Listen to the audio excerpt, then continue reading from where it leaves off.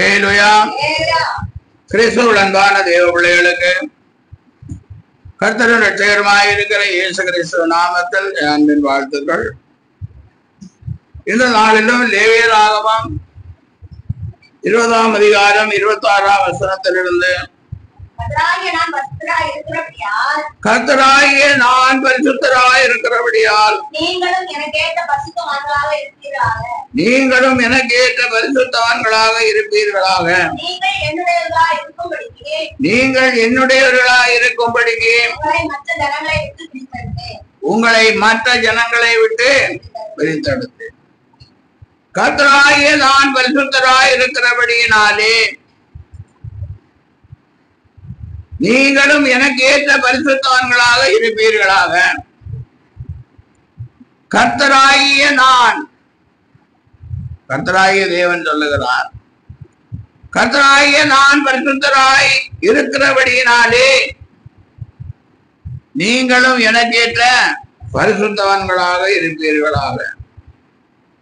நீங்கள் என்னுடையவர்களாய் இருக்கும்படிக்கு உங்களை மற்ற ஜனங்களை விட்டு பிரித்தெடுத்து.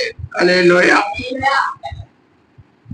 நாம் இயேசு கிறிஸ்துவினுடையவர்களாய் இருக்கும்படிக்கு இயேசு நம்மை மற்ற ஜனங்களை விட்டு பிரித்தெடுத்திருக்கிறார்.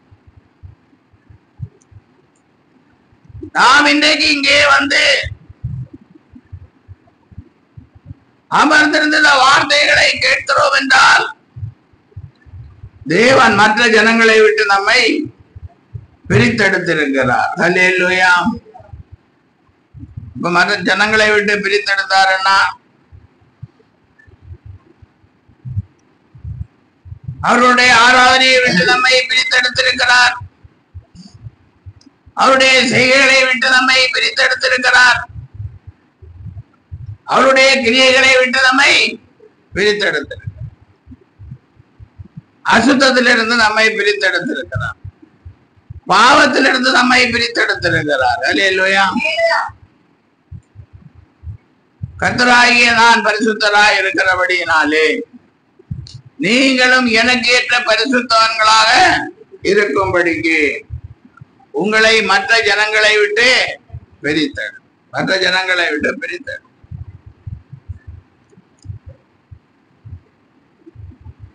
பிரித்தெடுக்கிற தேவன் நம்மை பிரித்தெடுத்திருக்கிறார். அல்லேலூயா. பிறகு உபாகமம் 7ஆம் அதிகாரம் 6ஆம் வசனம், நீ உன் தேவனாகிய கர்த்தருக்கு பரிசுத்த ஜனம், பூச்சக்கரத்தில் உள்ள எல்லா ஜனங்களிலும் உன் தேவனாகிய கர்த்தர் உன்னை சொந்தமாக தெரிந்து கொண்டார். நீ உன் தேவனாகிய கர்த்தருக்கு பரிசுத்த ஜனம், பூச்சக்கரத்தில் உள்ள எல்லா ஜனங்களிலும் உன் தேவனாகிய கர்த்தர் உன்னை தமக்கு சொந்தமாயிருக்கும்படி தெரிந்து மற்ற ஜனங்களை விட்டு நம்மை பிரித்தெடுத்தார் என்று பார்த்தோம். அல்லேலூயா. மற்ற ஜனங்களிடத்திலிருந்து நம்மை பிரித்தெடுத்த தேவன் இப்ப என்ன சொல்லுகிறார்? எனக்கு சொந்தமா இருக்கும்படிக்கு உங்களை தெரிந்து கொண்டார். அல்லேலூயா. சொந்தம், இதுக்கு முன்ன நம்ம இயேசு கிறிஸ்துவுக்கு சொந்தம் கிடையாது. நான் இப்ப ஒருத்தரை பார்த்தா, ஏதோ ஒரு இடத்துல பார்த்தா மற்றவர்களுக்கு அறிமுகம் பண்ணும், இவர் எங்களுக்கு சொந்தக்காரர் அப்படின்னு. அல்லேலூயா.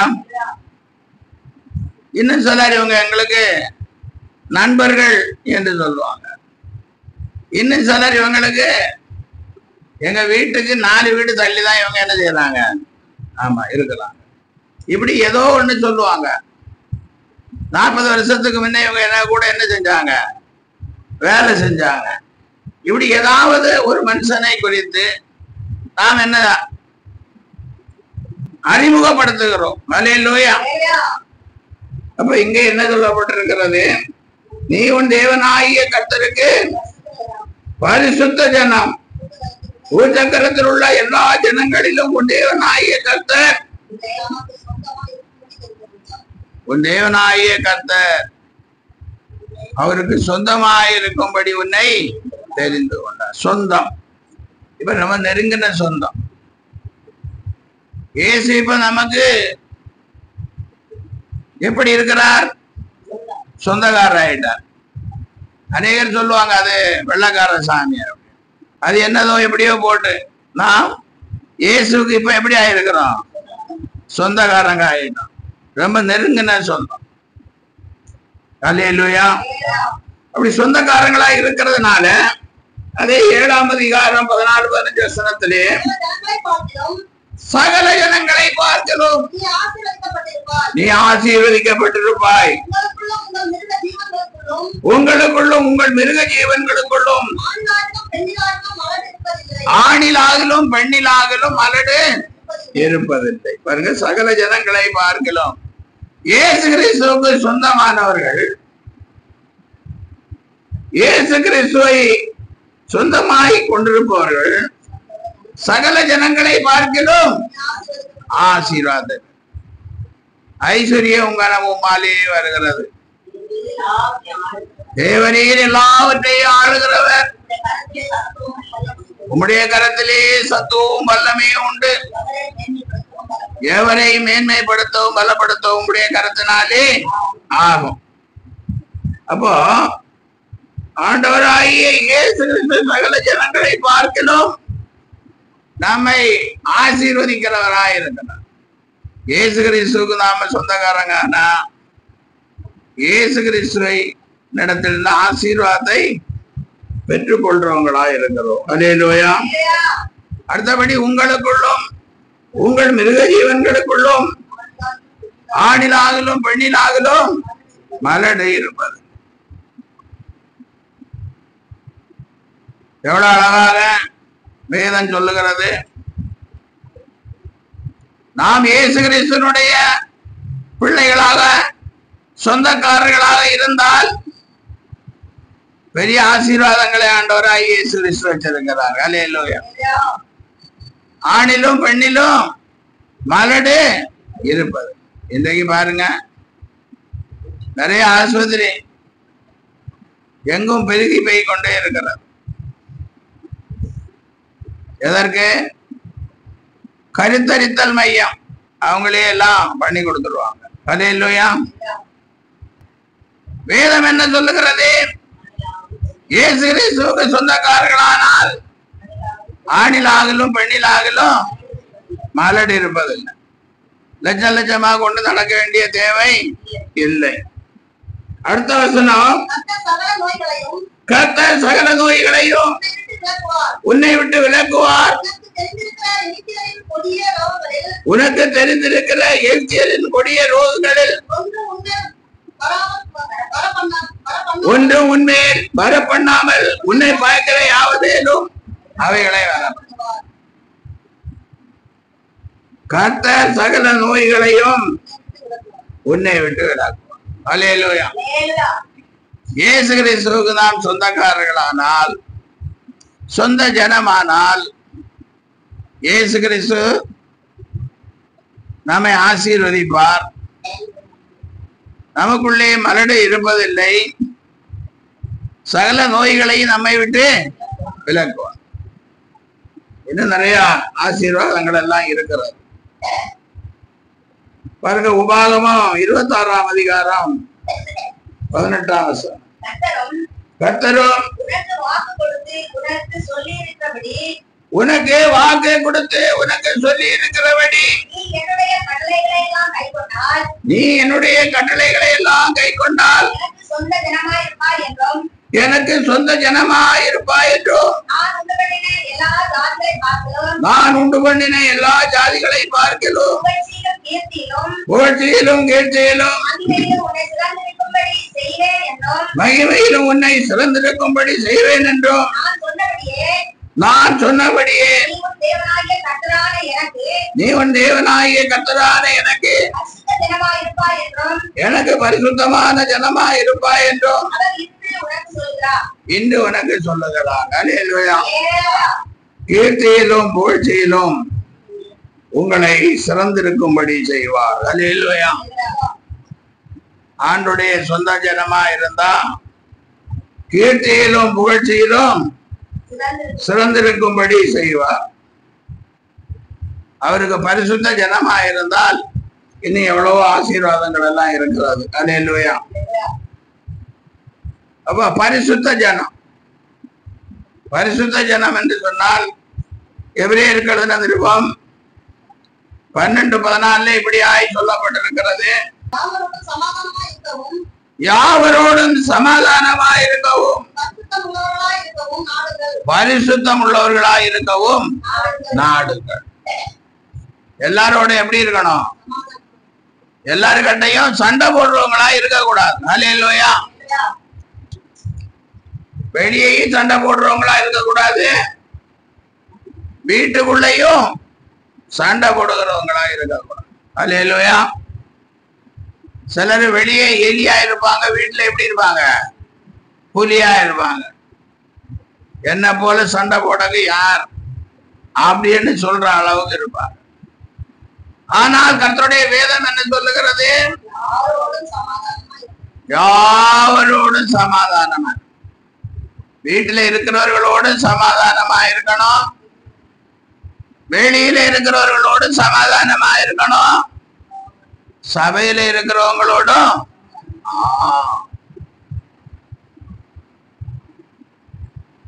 மற்றபடி பரிசுத்தமா இருக்கவும் நாடுங்கள். அல்லேலூயா. மத்தேயு எழுதின சுவிசேஷம் 5ஆம் அதிகாரம் 8ஆம் வசனம். இருதயத்தில் சுத்தமுள்ளவர்கள் பாக்கியவான்கள், அவர்கள் தேவனை தரிசிப்பார். அல்லேலூயா. இப்படி நிறைய காரியங்கள் எல்லாம் இங்க இருக்கிறது. சொந்த ஜனம். அல்லேலூயா. பரிசுத்தம் உள்ள ஜனம், ஆசீர்வதிக்கப்பட்ட ஜனம், கீர்த்தியிலும் புகழ்ச்சியிலும் சிறந்திருக்கிற ஜனம் கர்த்தருடைய ஜனம். நான் கர்த்தருடைய பிள்ளையா இருந்தான்.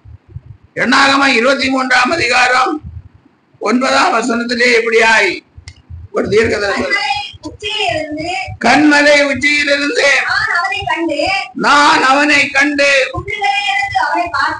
குன்றுகளிலிருந்து அவனை பார்க்கிறேன். அந்த ஜனங்கள் ஜாதிகளோடே கலவாமல் தனியே வாசமா இருப்பார்கள். அல்லேலூயா. இங்கே குன்றுகளுக்கு மேல இருந்து பார்க்கிறார் தீர்க்கதரிசி. பார்க்கும்போது அவர் பார்க்கிறார் அந்த ஜனங்கள் எப்படி இருக்கிறாங்க? தனியே வாசமா இருக்கிறார்கள், ஜாதிகளோடு கலவாமல் வாசமா இருக்கு. நிறைய பேரு எப்படியோ இயேசுவை அறிஞ்சு இயேசுவின் பிள்ளையாய் அப்படியே வாழ்ந்து கொண்டிருப்பார்கள். அந்த காலகட்டத்துல தான் பிள்ளைகளுக்கு திருமண காரியங்கள் நடக்க வேண்டியது இருக்கும். அப்பதான் சிலர் என்ன நினைப்பாங்க, எந்த மதமானாலும் பரவாயில்ல, எந்த ஜாதியானாலும் பரவாயில்ல, எப்படியோ என்ன பண்ணி வைக்கணும்? கட்டி வைக்கணும்.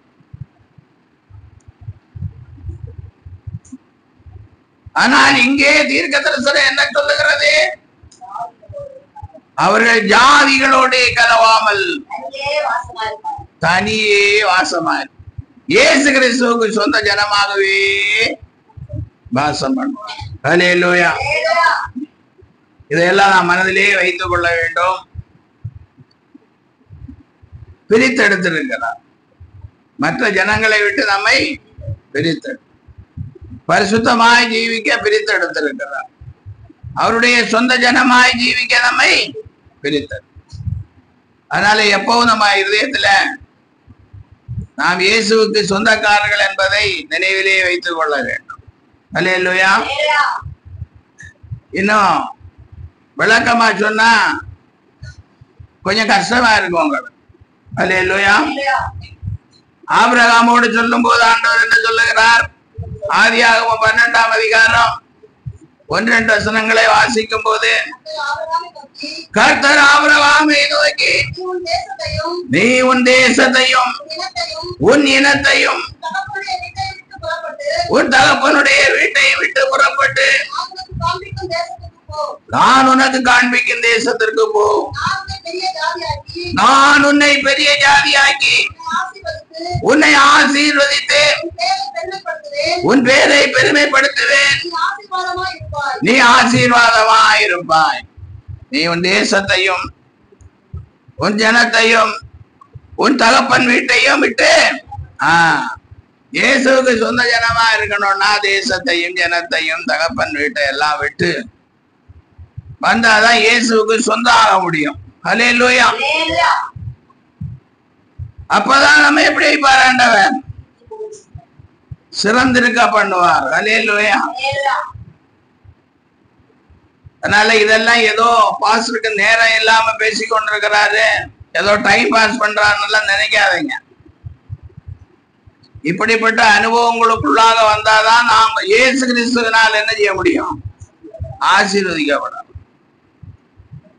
அடுத்தபடியாய் பாருங்க, மத்தேயு எழுதின சுவிசேஷம் 13ஆம் அதிகாரம் 47ஆம் வசனம். அன்றியும் பரலோக ராஜ்யம் கடலிலே போடப்பட்டு சகல விதமான மீன்களையும் சேர்த்து பாரிக்கொள்ளும் மலைக்கு ஒப்பாயிருக்கிறது. அது நிறைந்த போது அதை கரையில் இழுத்து உட்கார்ந்து நல்லவைகளை கூடைகளில் சேர்த்து ஆகாதவைகளை எரிந்து போடுவார்கள். இப்படியே உலகத்தின் முடிவிலே நடக்கும். தேவதூதர்கள் புறப்பட்டு நீதிமான்கள் நடுவில் இருந்து பொல்லாதவர்களை பிரித்து அவர்களை அக்கினி சூளையிலே போடுவார்கள். அங்கே அழுகையும் பற்கடிப்பும் உண்டாயிருக்கும். ஹல்லேலூயா. இயேசு கிறிஸ்து ஒரு ஓமையை சொல்லுகிறார், பிரித்தெடுக்கிறார், ஓமையை சொல்லுகிறார். நம்மை மற்ற ஜனங்களை விட்டு என்ன செஞ்சிருக்காரு? பிரித்தெடுத்து சொந்த ஜனமா இருக்கும்படிக்கு பிரித்து. இங்கே ஒரு ஓமையை என்ன சொல்லுகிறார்? பரலோக ராஜ்யம் கடலிலே போடப்பட்டு சகல விதமான மீன்களையும் சேர்த்து பாரி கொள்ளும் வலைக்கு ஒப்பாய். கடல்ல பாருங்க, எத்தனை பேர் கடல் பக்கம் மீன் பிடிக்கிற நேரத்துல போயிருக்கீங்களோ தெரியாது. நமக்கு கடல் பக்கத்துலதான் இருக்குது. ஹல்லேலூயா. அதனால நான் நிறைய தடவை பார்த்துருக்கேன். அந்த வலையை என்ன செய்வாங்க? கரையில இழுப்பாங்க. வலையை கரையில இழுக்கும் போது விலை போகாதது, மனுஷன் சாப்பிடாதெல்லாம் இருந்தா என்ன செய்வாங்க? அதையெல்லாம் பிரித்து தூக்கி தூரம் போடுவாங்க. ஹல்லேலூயா. அதே மாதிரி ஆண்டவர் சொல்லுகிறார், அது நிறைந்த போது அதை கரையிலே இழுத்து உட்கார்ந்து நல்லவைகளை கூடைகளில் சேர்த்து ஆகாதவைகளை எரிந்து போடுவார்கள். ஹல்லேலூயா. நல்லவைகளை தான் வச்சிருப்பாங்க, நல்லவைகளை தான் விற்கிறதற்கு வியாபாரம் பண்ணுறத வைத்திருப்பாங்க. மற்றவைகளை எல்லாம் என்ன செய்வாங்க? வெளியே எரிந்து போடுவார்கள். இப்படியே உலகத்தின் முடிவிலே நடக்கும். தேவதூதர்கள் புறப்பட்டு நீதிமான்கள் நடுவில் இருந்து பொல்லாதவர்களை பிரித்து அவர்களை அக்கினி சூளையிலே போடுவார்கள். ஹல்லேலூயா. உலகத்தின் முடிவு இதோ சீக்கிரமாய் வருகிறேன், அவனவன் கிரியைக்கு தக்க பலன் என்னோடு கூட. ஹல்லேலூயா. உலகத்திற்கு முடிவு வைத்திருக்கிறார். ஒரு நியாயத்திற்கு நாளை நியமித்திருக்கிறார். இந்த உலகத்திற்கு வருவார். இதோ சீக்கிரமாய் வருகிறேன். அவ சீக்கிரமாய் வருவார். அவர் சீக்கிரமாய் வருகிறார் என்று சொன்னா ஒரு நாள் 1000 வருஷம் போல இருக்கும். ஹல்லேலூயா. அது இருக்கட்டும். அவர் 1000 வருஷமோ இன்னும் 2000 வருஷம் கழிஞ்சு வரட்டும். ஆனா நம்ம 1000 வருஷமோ 2000 வருஷமோ என்ன செய்யறதில்லை, இருக்க போறதில்லை. அதனால நம்ம என்ன செய்யணும்? தூக்கி தூர போடுகிறவர்களா இருக்கக்கூடாது. அல்லேலூயா. அந்த மீன் பிடிக்கிறவன் கூடையிலே எடுத்து போடுகிறவர்களாய் இருக்கணும். கூடையில போடுகிறவர்களாய் இருக்கணும், தூக்கி தூர போடுகிறவர்களாய். அதுக்குதான் ஆண்டவர் சொல்லுகிறார், இப்படியே உலகத்தின் முடிவிலே நடக்கும். தேவ தூதர்கள் புறப்பட்டு நீதிமான்கள் நடுவில் இருந்து பொல்லாதவர்களை பிரித்து. அப்ப நாம் இயேசு கிறிஸ்துவுக்கு சொந்தமா இருக்கிற சொந்த ஜனம். ஆண்டவர் நிறைய ஆசீர்வாதங்களை வைத்திருக்கிறார். அப்படிப்பட்ட நாம் தேவ தூதர்கள் வந்து நம்ம என்ன செய்யக்கூடாது? தூக்கி அக்னி கடல்ல போடுகிறவர்களாய் வாழக்கூடாது. தேவ தூதர்கள் வருவார்கள், அங்க லிஸ்ட் வச்சிருப்பாங்க, அவங்க தூக்குவாங்க அக்னி கடல்ல போடுறோம். அப்ப நம்ம எல்லாம் என்ன சொல்லுவோம்? நான் என்ன சொல்லுவேன்? என்ன அக்னி கடல்ல தூக்கி போடாது தேவதூதன் தூக்குறான்னா நான் என்ன சொல்லுவேன்? ஐயோ, நான் ஆராதனையில காலையில 7 மணி ஆராதனைக்கு 6:30 மணிக்கே போய் உட்கார்ந்து என்ன பண்ணி கொண்டு இருக்கிறேன்? சோதனம் பண்றேன், எவ்வளவு செய்திகள் எல்லாம் கொடுத்துருக்கிறேன். நீங்க கூட வேணும் அந்த செய்தி என்ன செய்யுங்க, ஒரு தடவை கேட்டு பாருங்க. நான் அவ்வளவு பரிசுத்தமா வாழ்ந்தேன், எவ்வளவு கஷ்டப்பட்டு இருக்கிறேன், அப்படி எல்லாம் சொல்லுவேன். ஆனா தேவதூதனுக்கு அதெல்லாம் தெரியாது. அல்லேலூயா. நீதிமான்களின் நடுவில் இருந்து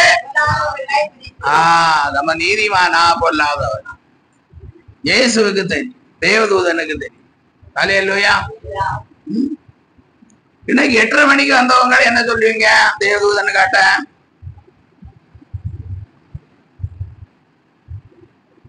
8:30 மணி 7 மணி ஆராதனைக்கு 8:30 மணிக்கு வந்தவங்க என்ன சொல்லுவீங்க தேவதூதன்கிட்ட? இல்ல எங்கேயாவது ஒரு ஆஸ்பத்திரிக்கு போறீங்க, இல்ல வேலை செய்யற இடத்துக்கு போறீங்க, இப்படி யாராவது 1.5 மணி நேரம் லேட்டா போவாங்களா? போனா என்ன ஆகும்? போனா சம்பளம் பாதி கட் ஆகும். இது ஒவ்வொரு வாரமும் இப்படியே பண்ணி கொண்டிருந்தா நீதிமான்கள் நடுவில் இருந்து பொல்லாதவர்களை என்ன செய்வான்? அப்ப பிரிச்சு தூக்கி எங்க போட போறான்? அக்னி கடல். அப்ப ஏதாவது சொல்லணும் இல்ல? என்ன சொல்றீங்க? நான் 7 மணி ஆராதனைக்கு தொடர்ந்து 8:30 மணிக்கு தான். அதே மாதிரி பண்டிகை நாளெல்லாம் நல்லா குரட்டை விட்டு என்ன செய்ய, அதாவது சோம்பேறியின் வயல் பக்கமாய் போன போது அங்க எப்படி இருந்ததான்? முள்ளு காடா. ஆசீர்வாதம் வீட்டுல வரணும்னா, கடன் தொல்லை கஷ்டத்துல என்னெல்லாம் விடுதலை வரணும்னா நீங்க கொஞ்சம் சீக்கிரம் எழும்பி பழகணும். அல்லேலூயா. காலையில கொஞ்சம் 6 மணிக்கெல்லாம் எழும்பி கொஞ்சம் சோத்திரம் பண்ணணும், ஒரு பாட்டு பாடணும், கொஞ்சம் பைபிள் எல்லாம் வாசிக்கணும். அப்படி வாசிக்கும் போது தானா என்ன வரும்? ஆசீர்வாதம். இல்லைன்னா ஆசீர்வாதம் வராது. இல்லைன்னா தேவதூதன் வந்து நீதிமான்கள் நடுவில் இருந்து ஆமா பொல்லாதவர்களை பிரித்து அக்கினியில போடுவான். அல்லேலூயா. அங்க என்ன உண்டாகும்? அங்க அழுகையும் பற்கடிப்பும் உண்டாகும். அல்லேலூயா. அதனால பிரித்தெடுக்கிறது, இது ஒரு பிரித்தெடுக்கிற முறை. இனி அடுத்த பிரித்தெடுத்தலுக்கு போவோம்.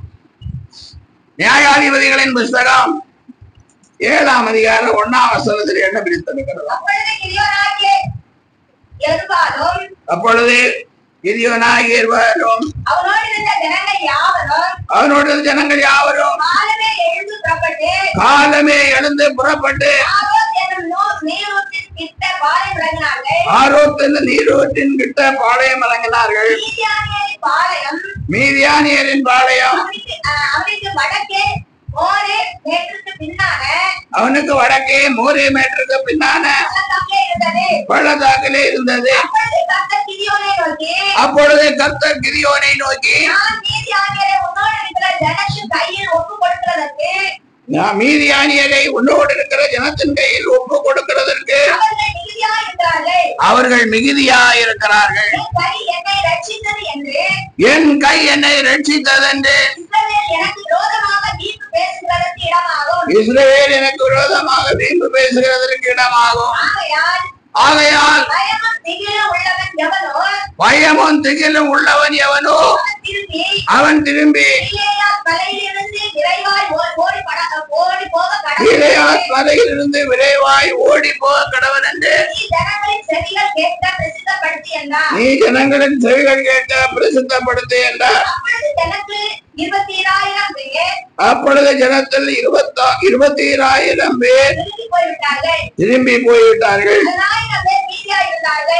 32,000 பேரு யுத்தத்துக்கு வந்தாங்க. இவ பயமும் திகிலும் உள்ளவன் ஓடி போங்கடான்னு சொன்னா 32,000 பேர்ல 22,000 பேர் என்ன செய்யறாங்க? திரும்பி ஓடி போறாங்க. அல்லேலூயா. அடுத்தபடியாய் பார்க்கும் போது 10,000 பேர் மீதியா இருந்தார்கள். கர்த்தர் கிதியோனை நோக்கி ஜனங்கள் இன்னும் அதிகம், அவர்களை தண்ணீர் அண்டைக்கு இறங்கி போக பண்ணு, அங்கே அவர்களை பரிசித்து காட்டுவேன், உன்னோடு கூட வரலாம் என்று நான் யாரை குறிக்கிறேனோ அவன் உன்னோடு கூட வர கடவன், நான் உன்னோடு கூட வரலாகாது என்று நான் யாரை குறிக்கிறேனோ அவன் உன்னோடு கூட வராதிருக்க கடவன் என்றார். இப்ப 10,000 பேர் இருக்கிறாங்க. ஆண்டவர் சொல்றாரு, யாரெல்லாம் உன்னோடு கூட வரணுமோ அவனுங்களை நான் இப்ப இந்த நீரூற்றாண்ட என்ன செய்வேன், ஆமா ரெடி பண்ணுவேன் அப்படின்னு சொல்றாரு. அடுத்த வசனம், அப்படியே அவன் ஜனங்களை தண்ணீர் அண்டைக்கு இறங்கி போக பண்ணினான். அப்பொழுது கர்த்தர் கிதியோனை நோக்கி தண்ணீரை ஒரு நாய் நக்கும் பிரகாரமாக அதை தன் நாவினாலே நக்குகிறவன் எவனோ அவனை தனியையும் குடிக்கிறதற்கு முழங்கால் ஊன்றி குடிக்கிறவன் எவனோ அவனை தனியையும் நிறுத்தி என்றார். தங்கள் கையால் அள்ளி தங்கள் வாய்க்கு எடுத்து நக்கி கொண்டவர்களின் லக்கம் 300 பேர். மற்ற ஜனங்கள் எல்லாம் தண்ணீர் குடிக்கிறதற்கு முழங்கால் ஊண்டி குடித்தார்கள். அல்லேலூயா. இப்போ தண்ணியில இருந்து கையில தண்ணியை எடுத்து அதை நக்கி குடித்தவர்கள் எத்தனை பேர்? நம்ம யாராவது நக்கி குடிச்சிருக்கிறோமா? எப்பாவது ஊர்ல கிராமத்துல இருந்தவங்களுக்கு எல்லாம் தெரியும். வயல் காடெல்லாம் உள்ளவங்களுக்கு ஓடையில எல்லாம் தண்ணி பாயும். அதுல நம்ம தாகம் வந்து தண்ணிய கையில எடுத்து குடிச்சிருக்கிறோம். அல்லேலூயா. யாராவது நக்கி குடிச்சிருக்கியாமா? நக்கி குடிச்சதே கிடையாது. நல்லா வாய் வச்சு என்ன செய்வோம், உறிஞ்சுதான் குடிப்போம். அல்லேலூயா. அவள் நடந்தது என்ன பாருங்க. அப்பொழுது கர்த்தர் கிதியோனை நோக்கி நக்கி குடித்த அந்த 300 பேராலே நான் உங்களை ரட்சித்து மீதியானியரை உங்கள் கையில் ஒப்பு கொடுப்பேன், மற்ற ஜனங்கள் எல்லாரும் மற்றவர்கள் எல்லாம் தங்கள் இடத்திற்கு பாருங்க. யுத்தத்துக்கு போகிறதற்கு கிதியோன் அழைப்பு விடுத்த போது 32,000 பேர் வருகிறார்கள். பயவந்திகளும் உள்ளவர்கள் திரும்பி போங்க என்று சொன்ன போது 22,000 பேர் 22,000 பேர் திரும்பி போனார். மீதி 10,000 பேர் இருக்கிறார்கள். அவர்களெல்லாம் அதிகம். நீ தண்ணீர் அண்டையில் அவர்களை கொண்டு போ, தண்ணி குடிக்கவை. அப்போ கையால் எடுத்து நக்கி குடித்தவர்கள் 300 பேர். அப்போ 9,700 பேர். அல்லேலூயா. 9,700 பேர் இங்க ரிஜெக்ட் ஆகுறாங்க. அப்போ நாம் எல்லாம் இயேசு கிறிஸ்துவோடு கூட ஒரு நாள்ல என்ன செய்ய போறோம்? யுத்தம் பண்ண போறோம். அல்லேலூயா. அழகாய் நிற்கும் யார் இவர்கள்? திரளாய் நிற்கும் யார் இவர்கள்? சேனை தலைவராம் இயேசுவின் போர்க்களத்தில் அழகாய் நிற்கும் யார் இவர்கள்? அல்லேலூயா. பிசாசோடு நமக்கு என்ன இருக்கு? ஒரு யுத்தம் இருக்கு. இயேசு கிறிஸ்து சேனை தலைவராய் முன்ன போனோம். நம்ம எல்லாம் என்ன செய்யணும்? அப்போ அந்த சேனையிலே இருக்கிறதற்கு நாம் ஆயத்தமா இருக்கிறோமா? இங்கே பிரித்தெடுத்தது போல ஆண்டவர் பிரித்தெடுக்கும் போது, அப்படி பிரித்தெடுக்கும் போது நாம் தகுதி உள்ளவர்களா இருப்போமா? அல்லேலூயா. மற்ற ஜனங்களை விட்டு உங்களை பிரித்தெடு. கடலிலே வலை போட்டு பிரித்தெடுக்கிறதை சொல்லுகிறார்.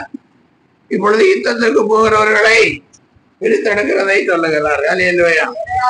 அடுத்தபடியாய் பார்க்கும்போது மத்தேயு எழுதின சுவிசேஷம் 25ஆம் அதிகாரம், மத்தேயு 25:31.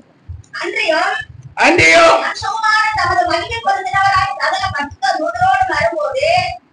மனுஷகுமாரன் தமது மகிமை பொருந்தினவராய் சகல பரிசுத்தரோடும் கூட வரும்போது தமது மகிமை உள்ள சிங்காசனத்திலே வீற்றிருப்பார். அப்பொழுது சகல ஜனங்களும் அவருக்கு முன்பாக சேர்க்கப்படுவார்கள். மேய்ப்பனானவன் செம்மறியாடுகளையும் வெள்ளாடுகளையும் வெவ்வேறாக பிரிக்கிறது போல அவர்களை அவர் பிரித்து செம்மறியாடுகளை தமது வலது பக்கத்திலும் வெள்ளாடுகளை தமது இடது பக்கத்திலும் நிறுத்துவார். அப்பொழுது ராஜா தமது வலது பக்கத்தில் நிற்கிறவர்களை பார்த்து, பாருங்கள், என் பிதாவினால் ஆசீர்வதிக்கப்பட்டவர்களே, உலகம் உண்டானது முதல்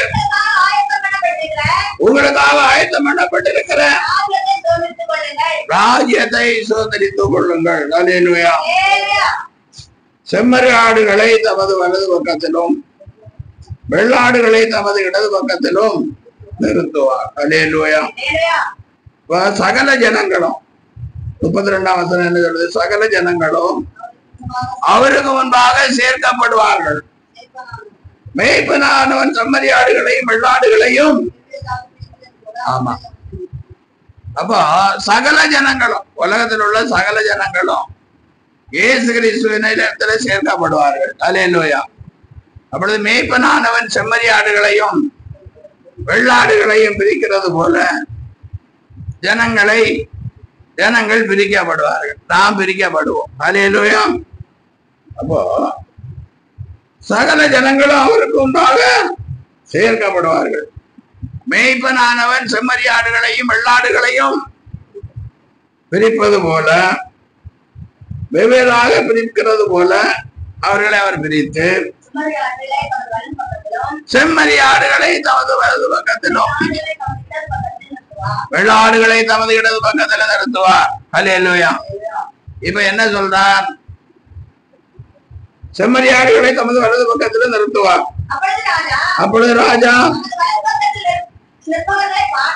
தமது வலது பக்கத்தில் நிற்பவர்களை பார்த்து, பாருங்கள், அப்ப வலது பக்கத்தில் நிற்கிறவர்கள் பிதாவினால் ஆசீர்வதிக்கப்பட்டவர்களை குறித்து என்ன சொல்லுகிறார்? உலகம் உண்டானது முதல் உங்களுக்காக ஆயத்தம் பண்ணப்பட்டிருக்கிற ராஜ்யத்தை சுதந்திரித்துக் கொள்ளுங்கள். தேவ ராஜ்யத்தை, நித்திய ராஜ்யத்தை சுதந்திரித்துக் கொள்ளுங்கள். ஏன்னா பசியா இருந்து எனக்கு போஜனம் கொடுத்தீர்கள், தாகமாயிருந்து என் தாகத்தை தீர்த்தீர்கள், அந்நியனாயிருந்து என்னை சேர்த்துக் கொண்டீர்கள், வஸ்திரம் இல்லாதிருந்து எனக்கு வஸ்திரம் கொடுத்தீர்கள், வியாதியாயிருந்து என்னை விசாரிக்க வந்தீர்கள், காவலில் இருந்து என்னை பார்க்க வந்தீர்கள். அதாவது வலது பக்கத்துல இருக்கிறவங்க ஆண்டவர் பசியா இருந்த போது என்ன கொடுத்தாங்களாம்? தாகமா இருந்த போது என்ன கொடுத்தாங்களாம்? அந்நியனா இருந்த போது அவரை என்ன செஞ்சாங்களாம்? வஸ்திரம் இல்லாத இருந்த போது, வியாதியா இருந்த போது விசாரிக்க. அப்பொழுது நீதிமன்றம் கேட்கிறாங்க,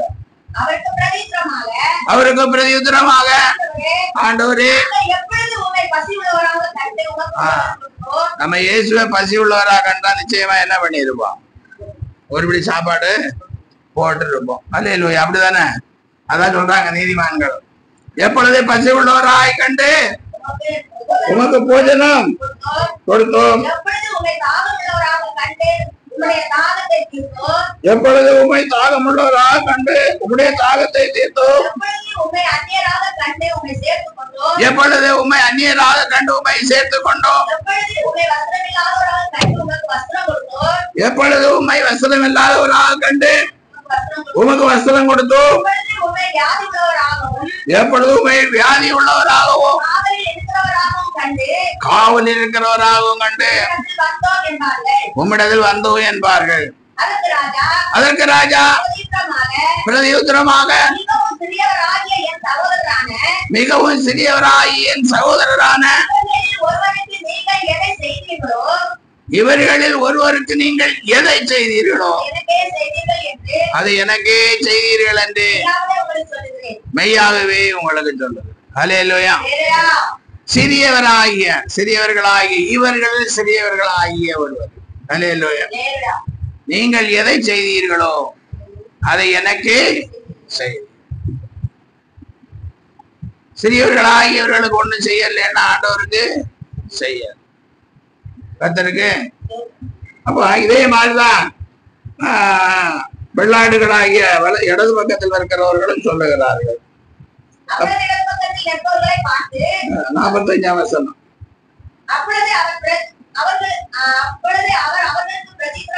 அப்பொழுது அவர் அவர்களுக்கு பிரதியுத்தரமாக, மிகவும் சிறியராகிய ஒருவருக்கு எதை செய்யாதிருந்தீர்களோ அதை எனக்கே செய்யாதிருந்தீர்கள் என்று மெய்யாகவே உங்களுக்கு சொல்லுகிறேன் என்றார். அந்தபடியே இவர்கள் நித்திய ஆக்கினை அடையவும் நீதிமான்களோ நித்திய ஜீவனை அடையவும் போவார்கள். அல்லேலூயா. மற்ற ஜனங்களை விட்டு நம்மை ஆண்டவர் என்ன செய்கிறார்? பிரித்தெடுத்து. அப்போ வலையை போட்டு நல்லதையும் பொல்லாததையும் பிரித்தெடுக்கிற ஓமை ஆண்டவர் நமக்கு சொல்லி இருக்கார். அப்புறம் கிதியோனோடு யுத்தத்துக்கு போற காரியத்தை விட அதுல யுத்தத்துக்கு யார் தேவை என்பதை அங்கே விளக்கி சொல்லப்பட்டிருக்கிறது. அல்லேலூயா. அப்புறம் வெள்ளாடுகளையும் செம்மறி ஆடுகளையும் பிரிக்கிறது போல ஆண்டவர் பிரிப்பார். அப்ப செம்மறி ஆடுகள் யாரு? ஆண்டவர் பசியா இருந்த போது ஆகாரம் கொடுத்தவர்கள், தாகமா இருந்தவர்கள், வஸ்திரம் இல்லாத போது, அந்நியராய் இருந்த போது விசாரி, அந்நியராய் இருந்த போது சேர்த்து கொண்டோம். அல்லேலூயா. அப்போ வியாதியா இருந்த போது விசாரிக்க வந்தீர்கள், காவலில் இருந்தேன் என்னை. நிறைய பேர் அப்படிதான். அதாவது தெரிஞ்சவங்க ஆஸ்பத்திரியில இருந்தா என்ன பண்ணுவாங்க? சபையில உள்ளவங்க உடம்பு சரியில்லாத இருந்தாலும் இல்ல நீங்க குடியிருக்கிற இடத்துல இருக்கிறவங்களும் என்ன பண்ணுவாங்க? விசாரிக்க போவாங்க. அல்லேலூயா. விசாரிக்க போகும்போது என்ன பண்ணுவீங்க? ஒரு 2-3 சாத்துக்குடி, 2 ஆப்பிள், ஒரு பிரெட் எல்லாரும் என்ன பண்ணுவீங்க? 10 பேர் விசாரிக்க போனா அந்த நோயாளி இதெல்லாம் சாப்பிட முடியுமா? இல்ல அந்த நோயாளி இதெல்லாம் சாப்பிட முடியுமான்னு இது எப்படி ஒரு 200 ரூபா கொடுத்து வாங்கியிருப்பீங்க. கையிலாவது அந்த காசு என்ன செய்யலாம்? கொடுக்கலாம். தேவையானதை வாங்கி சாப்பிடுங்க. 10 பேர் 20 பேர் நான் பாக்குறேன். ஒவ்வொரு இடத்துல போகும்போது அங்க வச்சிருக்கிறாங்க, ஒரு மூட்டைக்கு மேல வச்சிருக்கிறாங்க. நோயாளி சாப்பிட முடியுமா? நோயாளிய கூட இருக்கிறவன் சாப்பிட முடியுமா? அல்லேலூயா. அதே மாதிரி ஒரு குழந்தைக்கு பர்த்டேன்னு சொன்னா ஆளுக்கு ஒவ்வொரு பொம்மை வாங்குறது, ஒரு ஜோடி ட்ரெஸ் வாங்குறது, அப்புறம் எதோ வாங்கிக்குவாங்க. ஒரு பெரிய கவர்ல போட்டு கொண்டு கொடுப்பாங்க. இல்ல அந்த குழந்தை 1 வயசு குழந்தை இதெல்லாம் என்னைக்கு விளையாடும்? இல்ல 1 வயசுக்கு வாங்கினீங்களா ட்ரெஸ், அந்த ட்ரெஸ் 2 வயசுக்கு போடுறது மாதிரி வாங்கினா கூட பரவாயில்ல. சில நேரங்களில் வாங்கி கொடுக்குறாங்க ட்ரெஸ், வீட்டுல கொண்டு வந்து போட்டு பார்த்தா உள்ள போக மாட்டீங்க. கடையில போய் கேட்பாங்க 1 வயசு குழந்தைக்கு ஒரு ட்ரெஸ் கொடுங்க. அங்க நிக்கிறவர் எல்லாம் தெரிஞ்ச ஒரு மாதிரி. ஹல்லேலூயா. அளவெல்லாம் நம்ம தான் பார்த்து எடுக்கணும். ஹல்லேலூயா. அதனால இந்த மாதிரி போற 50 பேர் 50 ட்ரெஸ் எடுத்து கொடுத்தா அந்த குழந்தை எத்தனை காலம் போட்டு அது என்னைக்கு அழுக்காகும்? அது பொம்மையை வாங்கி வச்சிருப்பாங்க, அது ஒரு நாள் தான் கிரீங் கிரீங்கன்னு ஓடும், மறுநாள் என்ன செய்யாது? ஓடாது. மறுநாள் என்ன ஆகாது? ஓடாது. இப்படி எல்லாருமே இப்படி பண்ணுனா அந்த குழந்தையும் அந்த பெற்றோர்களையும் எல்லாம் நினைக்கணும். ஹல்லேலூயா. அதனால நீங்க தாகமாயிருந்தேன் தண்ணீரை குடிச்சேன்னு சொல்லி பாஸ்டர் வந்தது என்ன பண்றது? ஒரு செம்பு தண்ணீர் எல்லாரும் கொடுக்கறது. பாவம், எல்லா வீட்லயும் தண்ணி குடிச்சா பாஸ்டருக்கு நிலைமை என்ன ஆகும்? வேதம் சொல்றது 1 கலசம் தண்ணீரை அதன் பல்லை அடையாம இருப்பதில்லை. அதனால தண்ணியே அடிச்சு கொண்டிருந்தா பாஸ்டருக்கு நிலைமை என்ன ஆகும்? சூழ்நிலைக்கு ஏற்றபடி நம்ம நடந்து கொள்ளணும். ஹல்லேலூயா. அதான் இங்கே சொல்லப்பட்டிருக்கிறது, எப்பொழுது நீர் பசியாயிருந்தீர், எப்பொழுது நீர் தாகமாயிருந்தீர், எப்பொழுது வஸ்திரம் இல்லாதிருந்தீர், எப்பொழுது அந்நியனாயிருந்தீர், எப்பொழுது காவலில் இருந்தீர், எப்பொழுது வியாதியஸ்தனாயிருந்தீர், உங்கள் இந்த சிறியரில் ஒருவருக்கு அதை செய்தீர்களோ? புத்திசாலித்தனமா செய்யணும். இந்த சிறியருக்கு செய்யறது கூட நல்ல புத்திசாலித்தனமா செய்யணும். நீங்க இன்னைக்கு பொம்மை வாங்கி கொடுத்தா கொஞ்ச நாள் கழிஞ்சு உங்களுக்கு என்ன வாங்கி கொடுப்பாங்க? நீங்க எப்படி ஆட்டுறதை வாங்கி கொடுத்தா அவங்க எல்லாரும் வரும்போது உங்களுக்கு என்ன வாங்கி கொடுப்பாங்க? ஆட்டுறதையே வாங்கி கொடுப்பாங்க. அதனால புத்திசாலித்தனமா என்ன செய்யுங்க? ஆமா, செய்யுங்க எல்லாம். அப்புறம் காவலில் இருந்தே என்னை, ஆமா, காவலில் இருந்தா பார்க்கவும். நம்ம நிறைய பேர் என்ன செய்யறது இல்லை, அந்த காரியத்தை செய்யறதே இல்லை. ஹல்லேலூயா. அவங்களுக்கு மாவன் மச்சானோ அண்ணன் தம்பியோ அக்கம் பக்கத்துல இருக்கிறவங்களையோ ஏதோ கூலிக்கு பேசி கூட்டி கொண்டு போய் தான் வர வேண்டியதா இருக்கு. ஏன்னா அவங்க அப்படிப்பட்ட தப்புகளை எல்லாம் பண்றாங்க. ஹல்லேலூயா. அதற்கு எல்லாரும் போய் நிக்க முடியாத சூழ்நிலையும் இருக்குது. என்னால நம்ம அதெல்லாம் செஞ்சா ஆண்டவர் நமக்கு என்ன செய்வாரு? நித்திய ஜீவனை அடையவும், இவர்கள் நித்திய ஆக்கினை அடையவும், நித்திய நீதிமான்களோ நித்திய ஜீவனை அடையவும் போவார். ரூட்டு மாத்தி விடுவார். நீங்க எல்லாம் இப்படி போங்க, நீங்க எல்லாம் இப்படி போங்க. சோதரம், கர்த்தருக்கு சோதரம். அடுத்தபடியாய் பாருங்க, மத்தேயு எழுதின சுவிசேஷம் 24ஆம் அதிகாரம் 38ஆம் வசனம். எப்படியெனில் ஜலப்பிரளயத்துக்கு முன்னான காலத்திலே நோவா பேழைக்குள் பிரவேசிக்கும் நாள் வரைக்கும் ஜனங்கள் புசித்தும் குடித்தும் பெண் கொண்டும் பெண் கொடுத்தும் ஜலப்பிரளயம் அனைவரையும் மாறிக்கொள்ளும் மட்டும் உணராதிருந்தார்கள். மனுஷகுமாரன் வருவார்கள் நடக்கும். ஹல்லேலூயா. நோவாவின் காலத்துல நோவா அங்க ஒரு பேழையை கட்டுறாரு. ஜலப்பிரளயம் வரும்போது வாங்கப்பா வாங்கப்பான்னு சொன்னா அங்க பேழையில இறங்கி யாருமே வரல. ஹல்லேலூயா. அதே மாதிரி எவ்வளவுதான் ஊழியக்காரங்க தொண்டை வலிக்க கத்துனாலும் அப்படியே நடக்கும். ஹல்லேலூயா. எப்படி நடக்கும் வாசிங்க. அப்பொழுது 2 பேர் வயலில் இருப்பார்கள், ஒருவன் ஏற்றுக்கொள்ளப்படுவான், ஒருவன் கைவிடப்படுவான். 2 ஸ்திரீகள் எந்த அழைத்துக் கொண்டிருப்பார்கள், ஒருத்தி ஏற்றுக்கொள்ளப்படுவாள், ஒருத்தி கைவிடப்படுவாள். உங்கள் ஆண்டவர் இன்ன நாளிகையிலே வருவார் என்று நீங்கள் அறியாதிருக்கிறபடியினால் விழித்திருங்கள். திருடன் இந்த ஜாமத்தில் வருவான் என்று வீட்டு எஜமான் அறிந்திருந்தால் அவன் விழித்திருந்து தன் வீட்டை கண்ணவிட விட்டான் என்று அறிவீர்கள். நீங்கள் நினையாத நாளிகையிலே மனுஷகுமாரன் வருவார். ஆதலால் நீங்கள் ஆயத்தமாயிருங்கள். ஏற்ற போதும் நீங்கள் விழித்திருங்கள், நீங்கள் ஆயத்தமாயிருங்கள். 2 ஸ்திரீகள் என்ன பண்ணி கொண்டிருப்பார்கள்? ஒருவர் எடுத்துக் கொள்ளப்படுவார். ஒரு பாயில 2 பேர் படுத்திருப்பாங்க. ஒருவர் 2 பேர் வயலில் இருப்பார். ஒருவர் எடுத்துக் கொள்ளப்படுவார். இதெல்லாம் வசனங்கள் எல்லாம் வாசித்து தெரிஞ்சு வச்சிருக்கணும். மத்தேயுல இருக்கு, மார்க்குல இருக்கு, லூக்கால இருக்கு, எல்லாம் படிக்கணும். ஹல்லேலூயா. அப்போ அந்த ஒருவர் யாரு? கைவிடப்படுகிற ஒருவர் யாரு? ஏற்றுக்கொள்ளப்படுகிற யார்? ஹல்லேலூயா. அதனால நம்ம எப்படி இருக்கணும்? விழிப்புடன் இருக்க வேண்டும். தூங்க கூடாது. ஞாயிற்றுக்கிழமை தூக்கம் வரக்கூடாது. 3 மணிக்கு எழுப்பி மணியை பார்க்கணும், 4 மணிக்கு எழுப்பி மணியை பார்க்கணும், 5 மணிக்கு எழுப்பி மணியை பாஸ்டர் 7 மணிக்கு வர்றதுக்குள்ளால வந்து இங்க என்ன செய்யணும்?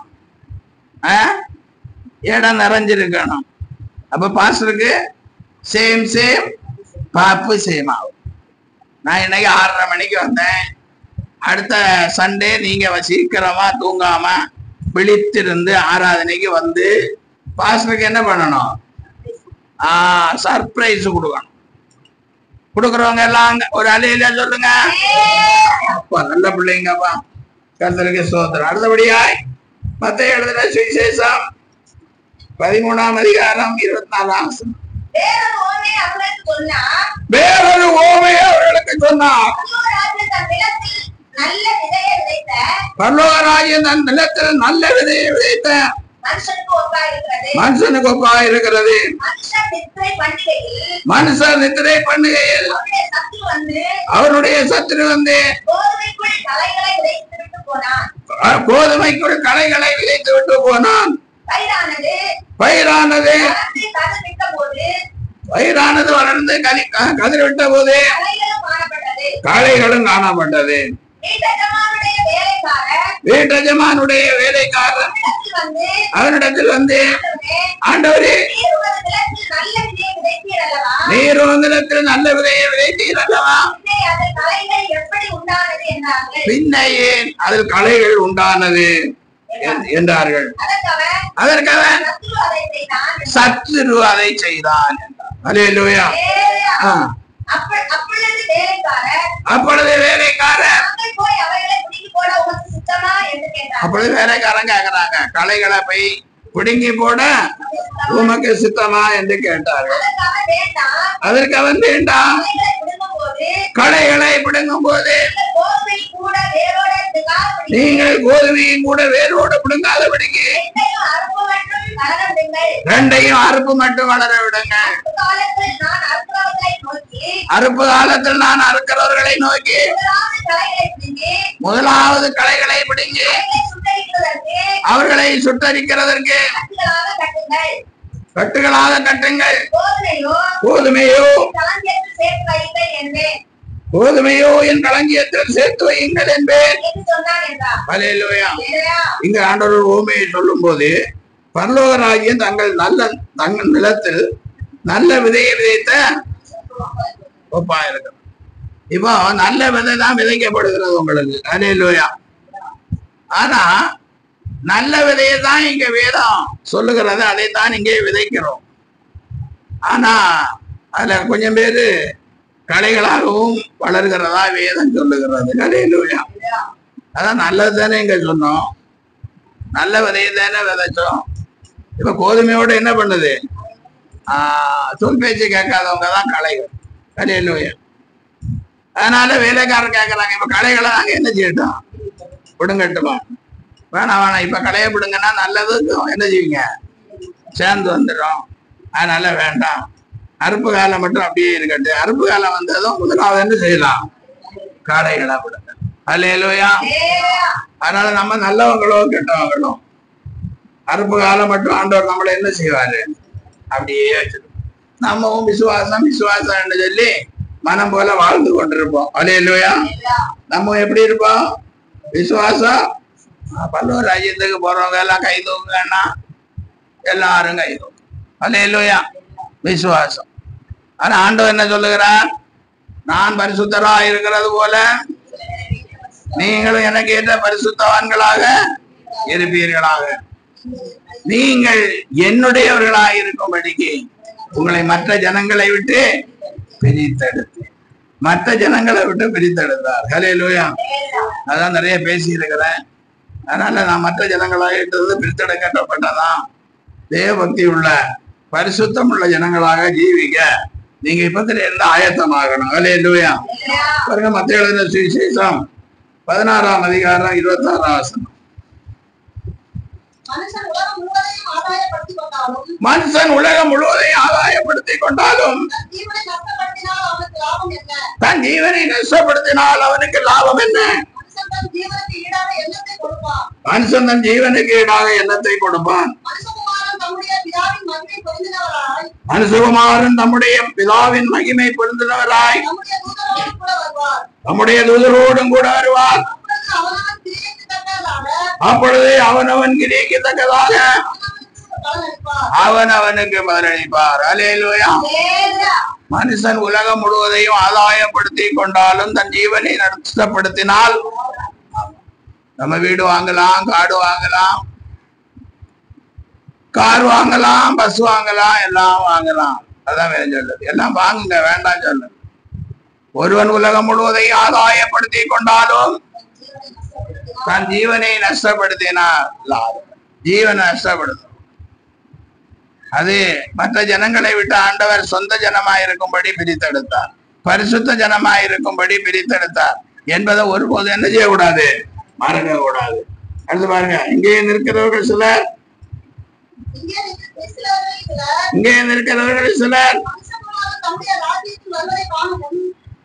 மனுஷகுமாரன் நம்முடைய ராஜ்யத்தில் வருவதை காணும் முன் மரணத்தை ருசி பார்ப்பதில்லை என்று அன்னைக்கு உபதேசம் பண்ணும் போது ஆண்டவர் சொன்னார். என்ன சொன்னார்?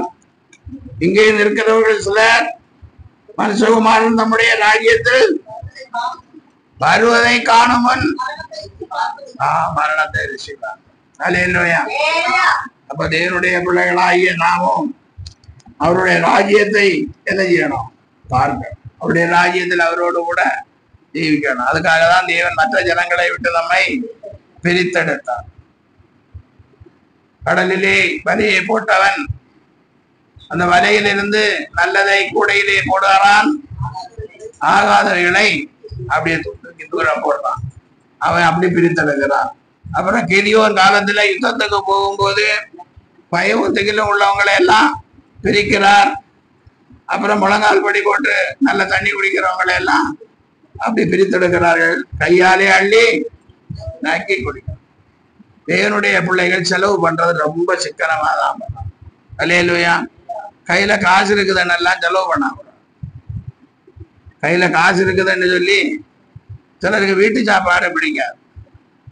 சம்பளம் வாங்கினா 4-5 நாளத்துக்கு வீட்டு சாப்பாடு என்ன செய்யாது? ஆகாது, உடம்புக்கு ஆகாது. அப்புறம் அந்த காசு பாய் தீர்ந்ததுக்கு அப்புறம் தான் வீட்டு சாப்பாடு உடம்புக்கு ஆகும். அல்லேலூயா.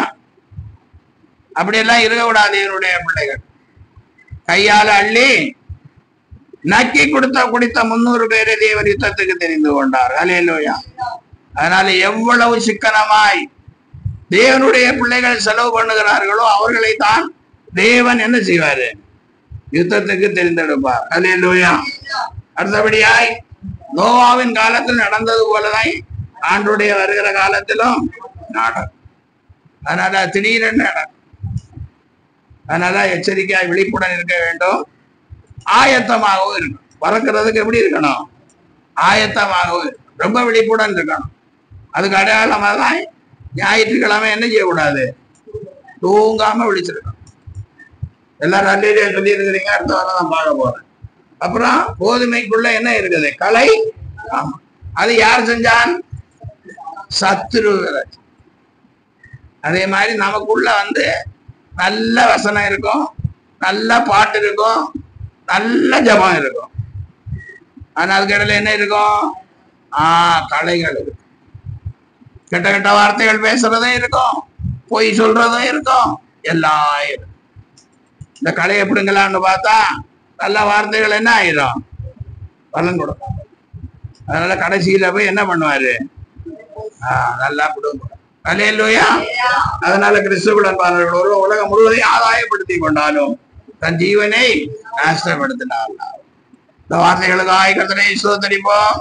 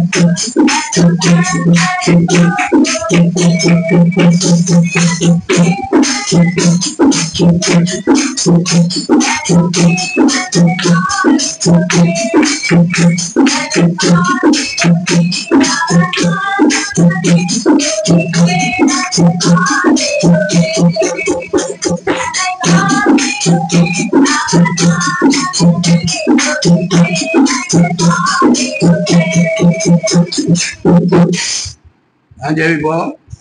எங்களை அதிகமாய் நேசிக்கிற பரலோகத்தின் தெய்வமே இயேசுவே, ஆசீர்வதிக்கப்பட்ட வார்த்தைகளுக்காக எங்களோட சோதனைக்கிறோம். தேவன் பரிசுத்தராய் இருக்கிறது போல ஆண்டவரே மற்ற ஜனங்களை விட்டு ஆண்டவரே நம்ம எல்லாரையும் பிரித்தெடுத்திருக்கிறார் என்பதை அறிந்து கொள்ள மீண்டும் ஒரு விஷயம் கர்த்தர் உதவி செய்தபடியால் சோதனை.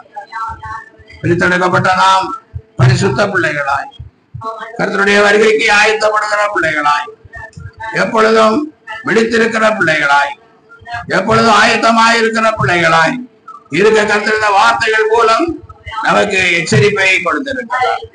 இந்த வார்த்தைகள் எப்பொழுது நம்முடைய இதயத்திலே இருக்க கடவுள்.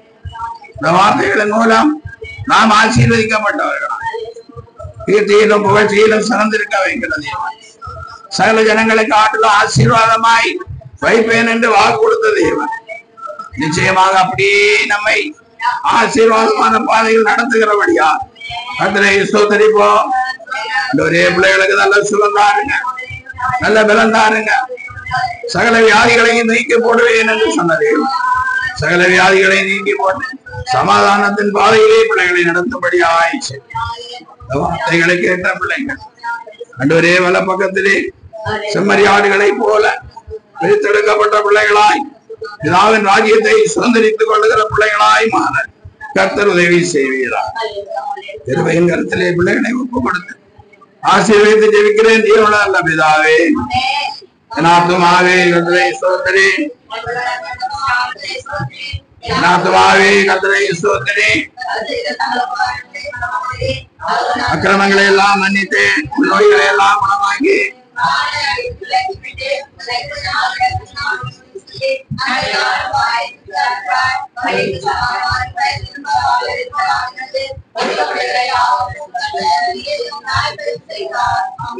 நம்முடைய இயேசு கிறிஸ்துவினுடைய கிருபையும் பிதாவாகிய தேவனுடைய அன்பும் பரிசுத்த ஆவியானுடைய ஐக்கியமும் நடத்தலும் அபிஷேகமும் ஆசீர்வாதம் வார்த்தையை கேட்ட பிள்ளைகளோடு சகல பரிசுத்தான்களோடு நித்திய ஜீவன் ஊழியத்தோடும் என்றென்றுமாயிருப்பதாக. ஆமென்.